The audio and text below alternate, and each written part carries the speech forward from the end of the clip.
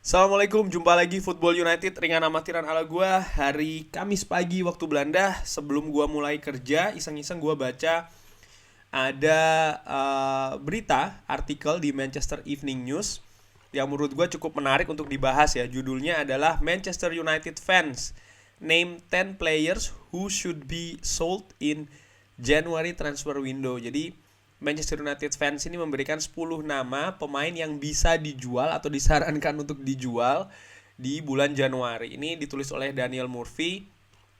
Kalau gue baca secara cepat ini, yang menarik adalah ini dilakukan secara survei. Jadi survei yang dilakukan, tapi tidak dijelaskan ya kepada berapa banyak fans dan bagaimana metodenya. Cuman di hasilnya ini semua pemain itu punya persentase tinggi itu artinya pemain yang disarankan untuk di keep, sementara persentase yang rendah itu disarankan untuk dijual. Nah, kalau langsung aja gua ngeliat ini pemain yang menduduki peringkat pertama, artinya paling disarankan untuk di keep atau dipertahankan, nomor satu adalah Bruno Fernandes.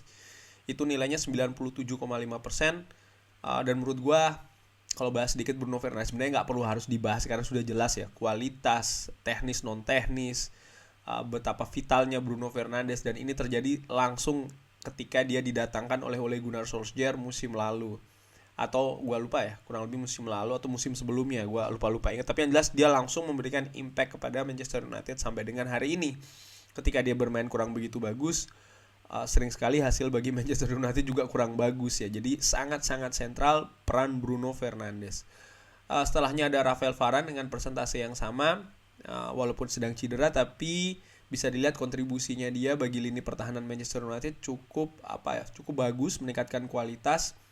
Walaupun juga ya ada sisi kelemahannya pastinya ya, dia sering terat turun kan. Itu gol counter attack-nya Everton, kalau menurut gue kan salah satu dia ada mendelay lari waktu dia berusaha untuk menghalangi counter attack dari Everton.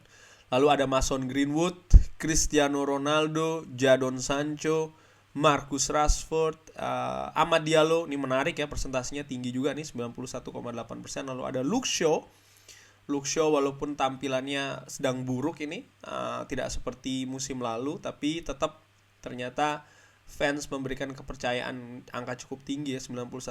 Lalu ada David De Gea, beberapa kali melakukan penyelamatan gemilang seperti biasanya, memberikan poin bahkan kepada tim baik itu di Liga Champions maupun Liga Inggris. Lalu ada Edison Cavani, ada Donny van de Beek, lalu ada Elanga, ada Tejes ada juga di situ. Ada McTominay, ada pemain-pemain muda seperti Hannibal, Soretire ini 81%. Bahkan ada Tom Heaton pun juga ada di sana ya, 79%. Menarik ini. Lalu ada beberapa nama juga, dan langsung gue ingin lompat ke 10 terbawah. 10 terbawah langsung aja ini, yang peringkat 10-nya itu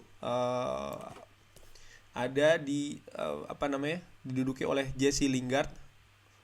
Ini yang di 10 terakhir ya. Jadi peringkat 10, 9, 8, nah 10-nya ini yang peringkat 1 nanti yang paling bawah ya. Ini peringkat 10-nya. Itu ada Jesse Lingard. Jesse Lingard menurut gua musim ini walaupun di awal-awal musim sempat diberikan waktu bermain walaupun tidak banyak, tapi sumbangsinya cukup oke. Kalau gua ngelihat langsung mengingatkan gua gimana gol kemenangan menghadapi West Ham ya, aksi individu yang cukup menawan. Lalu asis dia kepada Cristiano Ronaldo di Champions League menghadapi Villarreal. Ini kan cukup menarik ya. Cuman setelahnya dia tidak banyak diberikan kesempatan. Dari sisi kontrak pun juga, dia kan kontraknya akan berakhir musim panas tahun depan. Dan sampai saat ini belum ada gejala atau tanda-tanda akan diperpanjang. Complicated karena agennya juga Mino Raiola ini kan orang yang complicated juga ya. Apakah ini ada hubungannya? Bisa jadi iya. Dan menurut gua sih again ya, ya kita punya banyak pemain di posisi yang sama sebagai di posisinya Jesse Lingard. Dia pemain yang kualitas bagus sih, gue yakin, dan dia kayaknya memang tipe pemain yang butuh menit bermain yang cukup banyak ya. Dan ya bukan tidak mungkin sih kalau dia lepas di bulan Januari, artinya kan bisa memberikan pemasukan yang bisa digunakan juga tim untuk memperkuat sisi yang lain kalaupun itu terjadi.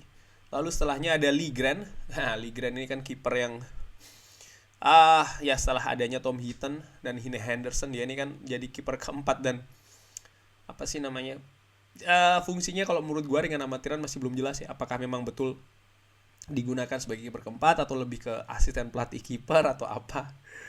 Itu ada Lee Grant. Lalu setelahnya ada Tahi Chong.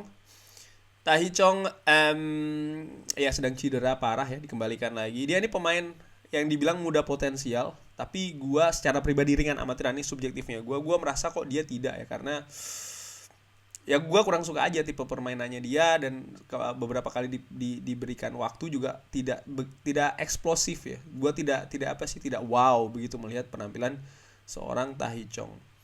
Lalu setelahnya ada Nemanja Matic. Ya kalaupun dijual ini Nemanja Matic, kita harus mencari gantinya karena lini tengah kita tidak punya banyak pilihan di sana ya. Memang Nemanja Matic penampilannya sudah jauh menurun, jauh berbeda, tapi pengalamannya dia tidak bisa dipungkiri yang banyak membantu bagaimana dia ini bisa memberi kontribusi kepada Manchester United. Jangan lupa ketika gol menghadapi Tottenham itu, gol terakhir Marcus Rashford itu, kejelian seorang Nemanja Matic itu ada pengalaman yang bermain di sana. Fred setelahnya, wah ya ini Fred ini kan sering dikritik, walaupun di artikel yang lain gue sempat baca statistiknya dia sebenarnya tidak buruk-buruk banget begitu ya. Jadi menurut gue ya ini potato ya, tergantung bagaimana orang melihat posisi Fred ini. Kalau menurut gue bagaimana? Kalau menurut gue ya dipertahankan dulu saja karena memang tidak ada pilihan lain. Juan Mata ada di sana. Juan Mata kabarnya akan diangkat jadi salah satu staf kepelatihan musim depan. Ini baru kabar-kabar saja ya. Karena memang sejauh ini pun juga dia sumbangsinya sangat minim, hampir selalu jarang dipakai ya. Terlebih setelah kita tersingkir di Carabao ini kan semakin kecil peluang pemain seperti Juan Mata ini dimainkan ya. Usia sudah cukup bertambah dan kecepatan juga semakin berkurang. Salah satu yang diandalkan oleh Juan Mata, walaupun teknik skill juga dia masih bagus ya. Lalu setelahnya ada Anthony Martial. Anthony Martial pemain harga mahal, gaji tinggi pula, jarang dimainkan, lebih banyak cedera, sumbangsinya jauh menurun dibandingkan 2 musim yang lalu.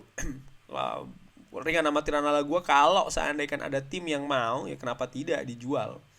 Karena again kita punya banyak pemain yang punya bisa mengisi posisi Anthony Martial, walaupun tentunya men-keep atau mempertahankan Martial di tim itu juga bagus untuk menjaga kedalaman. Tapi apakah pemain dengan gaji tinggi seperti Anthony Martial hanya akan jadi pemain pengganti? Itu kan juga kebijakan yang harus dikasih tanda tanya. Setelahnya ada Paul Pogba. Nah, ini Paul Pogba ini 3 besar dari bawah ya. Gue sepakat Paul Pogba dilepas di Januari. Kalau ada tim yang mau ambil, tentunya akan membuang beban gaji, menyetabilkan sedikit dari sisi finansial, juga dari sisi dressing room. Karena gue berasumsi pengaruh Paul Pogba ini cukup besar di dressing room. Ini sudah terjadi dari zaman Jose Mourinho. Sekarang pengaruhnya pengaruh positif atau pengaruh negatif. Di zaman Jose Mourinho dia perang terbuka dengan seorang Jose, kalau gue bisa bilang. Dan salah satu faktor kenapa Jose Mourinho dipecat ya kurang lebih karena perseteruan dengan Paul Pogba yang berbuntut tidak harmonisnya keadaan di dressing room bagi Manchester United. Jadi kalau seandainya dilepas, ada yang mau ambil Paul Pogba di bulan Januari, ya kenapa tidak. Lalu ada Andreas Pereira. Andreas Pereira sekarang sedang dipinjamkan di Brazil ya. Ini peringkat 2 terbawah Andreas Pereira. Again, kayaknya memang kemungkinan Andreas Pereira untuk kembali ke Manchester United dan fight back untuk mendapatkan first place menurut gue sangat berat. Jadi realistiknya memang dia ya memang harus cabut. Cuman permasalahannya, adakah tim yang mau ngambil dia di bulan Januari ini dengan transfer ya. Katanya sih kabarnya ke Brazil itu mau, cuman harganya masih terlalu tinggi. Kabarnya demikian. Dan pemain paling bawah hanya senilai 7,5% yang disarankan untuk cabut adalah Phil Jones. Gua sepakat karena begini. Lini belakang Manchester United ini sedang sangat disorot, sangat buruk penampilannya, dan gua tidak tahu, dan menurut gua pun tidak ya. dengan adanya Phil Jones itu akan memberi kontribusi meningkatnya kualitas lini belakang Manchester United. Dia sampai saat ini masih jarang dimainkan. Dia saat ini masih lebih banyak terlibat di latihan-latihan saja. Dan gue nggak tahu apakah dengan kontribusinya dia di training ground atau lapangan latihan itu bisa meningkatkan kualitas lini belakang Manchester United. Dan kalau kita lihat dari pilihan posisi pun dia kan juga tercecer di peringkat bawah ya.